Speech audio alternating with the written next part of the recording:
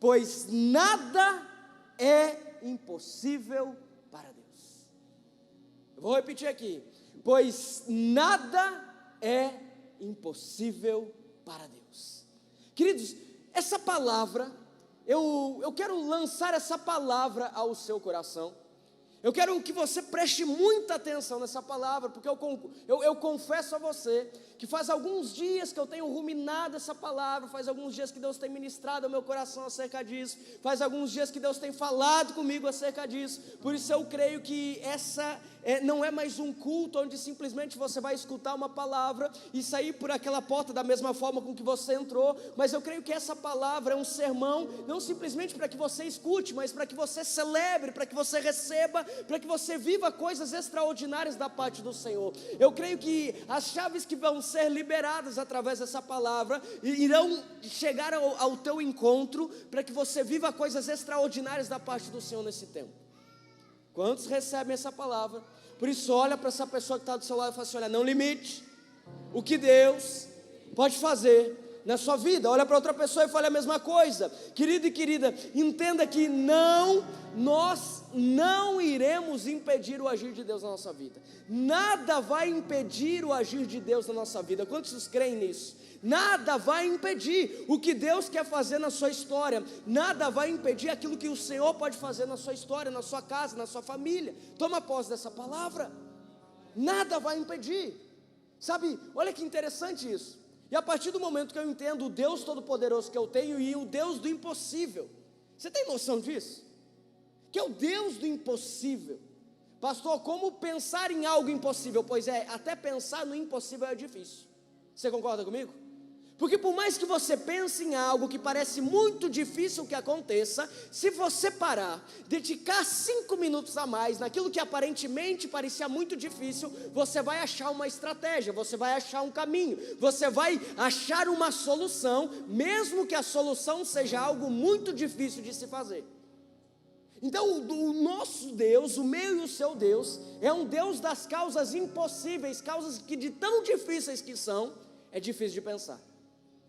É difícil de imaginar. Agora o que o texto está dizendo é que o seu Deus é um Deus do impossível. Ou seja, não há nada impossível para Deus. Não há nada difícil para Deus. Por isso, a partir do momento que nós temos esse entendimento, que não há nada impossível para Deus, se não há nada que possa impedir aquilo que Deus pode fazer, se não há nada que possa travar aquilo que Deus pode fazer, por que eu não vivo então aquilo que parece ser impossível na minha vida? Por que eu não vivo então aquilo que parece depender somente de Deus na minha vida? Por que eu não vivo então as promessas do Senhor nos meus dias?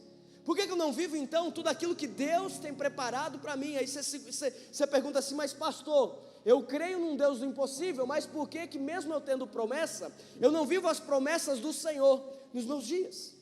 Por isso que, vamos lá, primeiro ponto, a partir do momento que você entende que o seu Deus é um Deus do impossível, não limite Deus aos seus serás.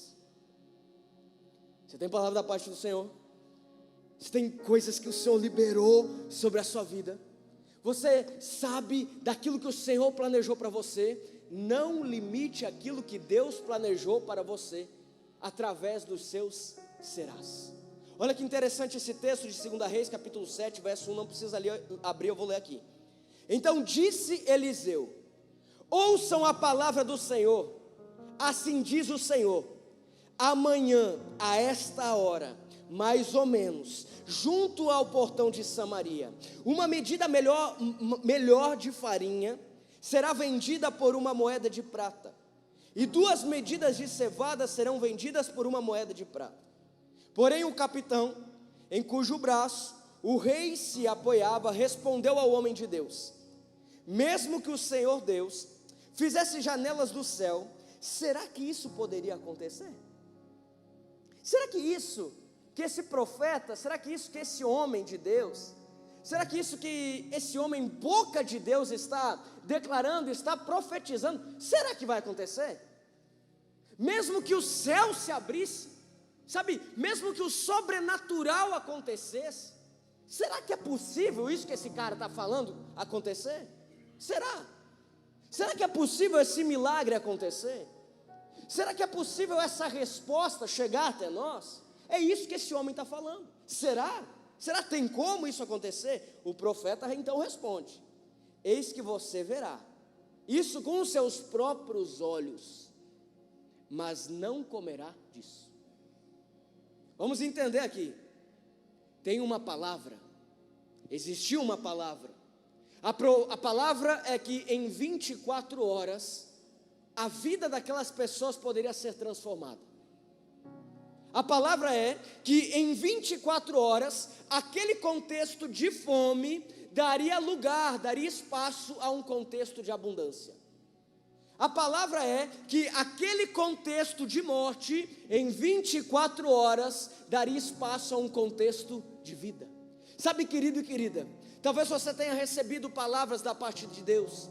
Talvez você tenha recebido através de pessoas, através de amigos, através de pastores, através de líderes, até mesmo através das redes sociais, palavras que têm te impulsionado a você crer, acreditar que Deus ele tem algo para a sua vida, mas ao mesmo tempo que você recebe essa palavra, você atrela ela a um será.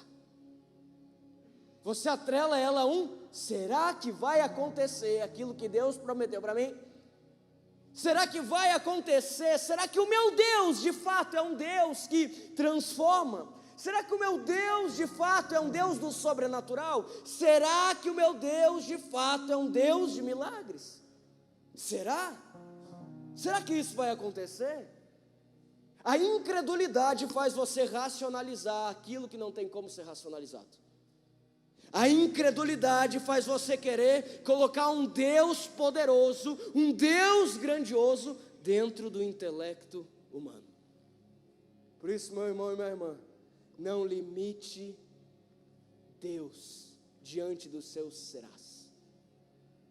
Não limite Deus diante do seu será que vai acontecer? Será que é possível? Agora, não dê espaço para a incredulidade, mas comece a andar debaixo da palavra. Comece a andar debaixo daquilo que o Senhor prometeu, porque se de um lado havia incrédulo, do outro lado havia pessoas que receberam a promessa, do outro lado haviam pessoas que acessaram a promessa, do outro lado existiram pessoas que viveram uma provisão da parte do Senhor. Aí você começa a escutar que ao mesmo tempo que pessoas deixam de acreditar, tem pessoas que têm um testemunho extraordinário, e isso te enche de fé. É chegado o tempo de você contar testemunhos que irão encher pessoas de fé. É chegado o tempo, não simplesmente de você olhar para a sua vida e você falar assim, será que o meu Deus é o mesmo Deus da vida de fulano, de ciclano? Será? Não, você não vai mais pensar disso desta forma. Pelo contrário, você vai olhar para aquilo que você tem nas suas mãos e falar assim, olha, o meu Deus trouxe a provisão, o meu Deus trouxe o milagre, o meu Deus transformou, o meu Deus entregou nas minhas mãos o sobrenatural. Não perca tempo com o será. Olha para a pessoa que está do seu lado e fala assim, olha, para de perder tempo com o será. Olha para outra pessoa e fale a mesma coisa para ela.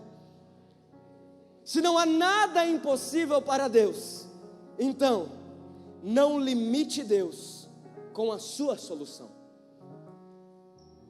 Não limite o agir de Deus com a sua solução. Olha que interessante, 2 Reis capítulo 4. Aqui a história é contada do profeta Eliseu, onde o profeta Eliseu, de tempo em tempo, ele era abrigado por um casal. De tempo em tempo, o profeta Eliseu, ele era abrigado na casa de um casal que era muito rico, um casal que tinha muito recurso, um casal que era muito abastado financeiramente. Então, de tempo em tempo, quando Eliseu estava viajando numa viagem missionária, estava passando pela casa daquele casal, a história conta que o casal abria a porta do lar e começava a cuidar de Eliseu. Ali tomavam um café, jantavam. Até que de repente, um daqueles anos, de uma daquelas viagens, quando o profeta passa pela casa daquela família, quando ele chega ali, algo diferente havia acontecido. Porque agora não é só mais uma janta preparada, agora não é mais um café que está posto à mesa, agora ele tem um quarto exclusivo para ele. Agora ele tem ali um quarto preparado para que ele dormisse, feito exclusivo, pensado para ele. Eu até imagino que no tempo atual, teria ali uma placa na porta do quarto escrito Eliseu. Alguns anos atrás eu fui visitar um pastor amigo meu, uma referência para mim. Fui passar alguns dias na casa dessa pessoa, e quando eu cheguei na casa dele, tinha ali um quarto de visita, e quando eu entrei no quarto de visita, estava tudo preparado para que eu me sentisse o mais em casa possível. Tinha ali um livro, tinha ali a cama como se fosse uma cama de hotel, o banheiro exclusivo, tudo preparado com muito amor, com muito cuidado, tudo limpinho. Agora imagina que aquele homem, o profeta, ele chega na casa daquela família, agora ele tem um quarto exclusivo para ele, pensado para ele, construído para ele, tudo para que ele se sentisse o melhor possível, mais para que ele se sentisse honrado. E de fato ele se sente, porque quando ele entra no quarto, ele chama o seu servo e fala assim: rapaz, vai descobrir o que esse casal precisa. Nós precisamos retribuir o gesto, nós precisamos fazer algo que retribua isso que eles fizeram conosco. Olha aqui, olha esse quarto, precisamos retribuir. Então a Bíblia fala que o servo vai e começa a pesquisar, a sondar aquele casal que aparentemente já tinha tudo. E de repente o servo volta e fala assim: ó, profeta, é o seguinte, não tem filho, não tem como ter filho. Então o profeta chama o casal e olha para a mulher, e preste atenção aqui, porque o profeta Eliseu então olha para a mulher e fala assim: olha, nessa mesma época, daqui 1 ano, repita comigo, igreja, daqui 1 ano, você pegará nos seus braços uma criança. A Bíblia fala que quando aquela mulher escuta o que o profeta fala, preste atenção aqui, quando aquela mulher escuta o que o profeta diz, e eu imagino que ao mesmo tempo que ele termina a fala, aquela mulher ela já se levanta em voz, para rebater aquilo que o profeta estava profetizando, porque se de um lado o profeta está tentando agradar ela, retribuir o gesto de bondade, do outro a mulher ao escutar aquilo fala assim: ei, não mexe nisso, ei, não fale aquilo que você não sabe, não prometa aquilo que você não sabe se vai realizar. A atitude daquela mulher demonstra um coração ferido. A atitude daquela mulher demonstra um coração machucado. A atitude daquela mulher demonstra uma área que aparentemente ela já havia achado uma solução. Só que a solução daquela mulher era conviver com um peso diariamente e simplesmente ficar quieta. A solução que Deus tinha para aquela família era que o ventre dela seria fruto de um milagre, era que ela iria carregar aquilo que antes ela pensava e chorava, é que ela iria testemunhar. Ela não ia ser conhecida por uma mulher estéril, ela seria conhecida por uma mulher que carregava um milagre. Por isso, meu irmão e minha irmã, aparentemente você acha que você solucionou aquela área que você bem sabe, mas Deus ele quer entrar e não simplesmente tampar o sol com a peneira, mas trazer a luz para que o milagre chegue até a sua casa. Não limite Deus com a sua solução. Não limite Deus com aquilo que você acha que você resolveu, mas deixa Deus tratar o seu coração e entregar nas suas mãos o seu milagre. Quantos aqui querem um milagre?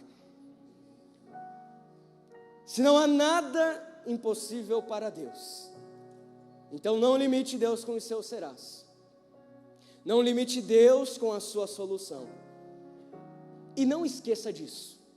Efésios capítulo 3, 19 e 20 diz o seguinte: e conhecer o amor de Cristo, que excede todo entendimento, para que vocês fiquem cheios de toda a plenitude de Deus. Ora, aquele que é poderoso para fazer infinitamente mais do que tudo que pedimos ou pensamos, conforme o seu poder que opera em nós. Deuteronômio 28:13: o Senhor os porá por cabeça e não por cauda, só estarão em cima e não debaixo, se obedecerem os mandamentos do Senhor seu Deus, que hoje lhes ordeno para os guardar e cumprir.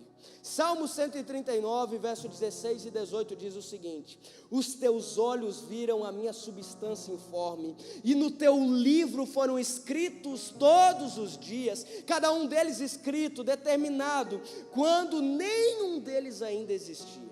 Que precioso para mim, ó Deus, são os teus pensamentos, e como é grande a soma deles. Se os contasse, seriam mais ou menos aos grãos de areia. Quando acordo, ainda estou contigo. Nós não podemos esquecer disso, de quais são as características do nosso Deus. Agora olha que interessante, 2 Coríntios capítulo 2, verso 9. Mas, como está escrito, 2 pontos, nem olhos viram. Repita comigo, nenhum olho viu.